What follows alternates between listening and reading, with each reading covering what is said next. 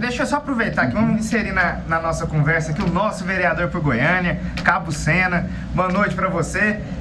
Já agradecendo as últimas 2 semanas aí que me ajudou aqui apresentando o programa. Mas é importante, eu fico pensando, Sena, será que existe alguma outra profissão no Brasil, que está no mundo, que tem que seguir essas mesmas regras? Eu queria fazer queria fazer uma sugestão para a mudança do nome desse código aí. Código de falta de ética, eu tenho. Porque de ética ele não tem nada aí. De ética ele não tem nada. Eu conversei com o comandante-geral semana passada, mais precisamente no feriado, e nós conversamos muito a respeito desse código de ética, que de ética ele não tem nada, e ele disse assim para mim. Eu falei, olha, tem que fazer muitas mudanças nesse código, mas muitas, né? Embora a ideia, né, possa até ter vindo de uma cabeça que queria fazer o bem. Não queria, né? Não me perdoa. Poderia até ser. Eu não sei quantas pessoas mexeram, mas a ideia do código de ética, estou dizendo a ideia do código de ética, doutor Alci, poderia até ter nascido de uma boa cabeça, para justamente ter verdadeiramente, Tiago, ética.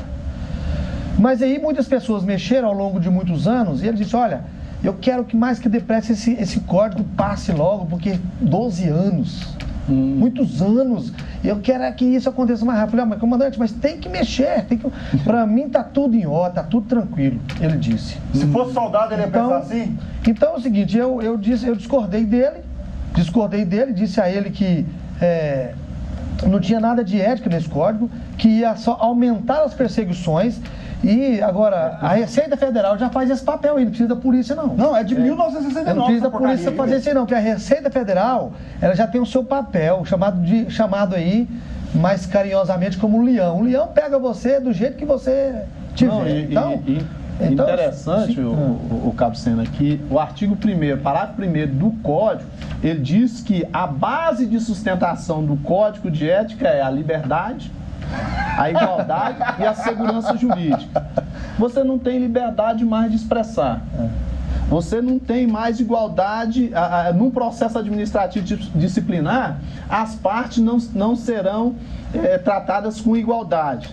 Se o encarregado do procedimento não entender que você deve ser transferido, deve ser movido de localidade, você será transferido de localidade, você será movido de localidade. Olha, doutor, eu fico assim tão indignado, eu fico indignado com pessoas, e eu vou dizer que ontem de manhã, eu estava conversando com alguns oficiais a respeito desse código, e vários deles falaram assim, olha, nós temos que dar um jeito de mandar esses coronéis velhos, que já passaram do tempo de ir embora, para casa, porque não tem lógica.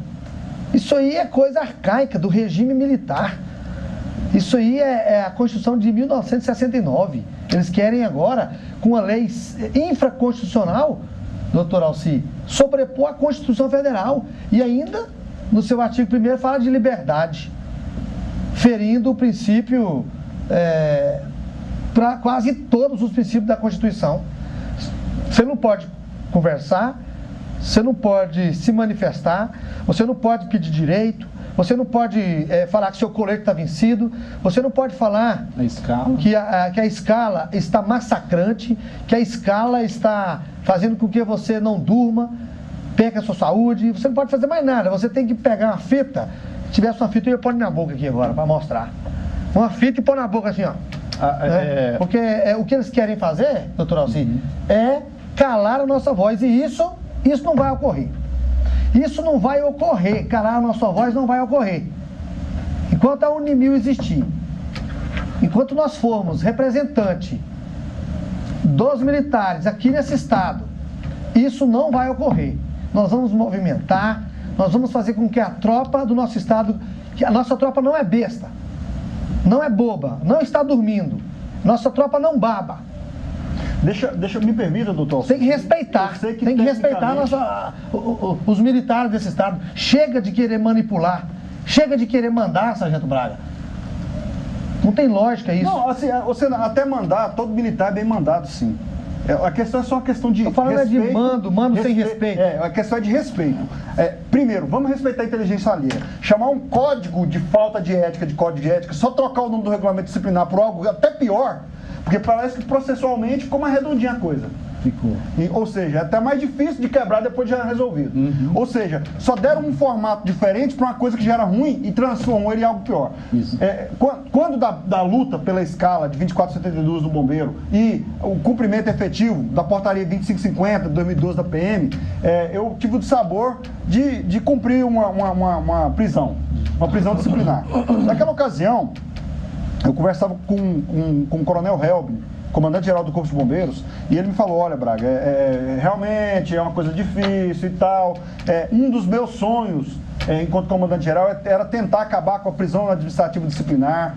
E aí, comandante, com todo respeito, eu entendo, como militar, que dentre os remédios disciplinares, um deles deve ser sim a prisão administrativa. Não mudou, agora é só retido e detido. Pronto, mas aonde? Preso. Então o que ocorre?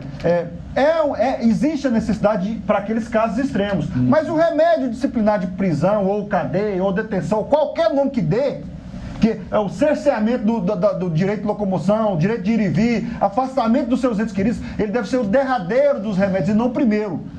E aí o que acontece? E aí eu continuei, eu falei, olha, agora, a minha preocupação e a minha queixa, o meu objeto vamos dizer assim, de perseguição para que se termine é o excesso de discricionariedade que tem, vamos falar, que tem o superior sobre o subordinado, que tem o comando sobre seus comandados.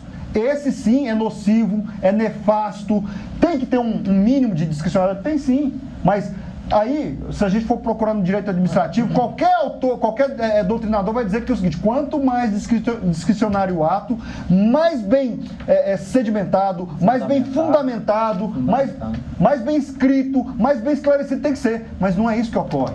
E aí, não se criou nenhuma obrigação nesse código de falta de ética, olha, beleza, é discricionário aqui nessa parte aqui, mas aí tem que ser fundamentado de tal forma, assim, sob pena de nulidade. Só fez concentrar poder, mas não aquele poder que serve à sociedade, que serve ao povo de Goiás, que é o nosso patrão.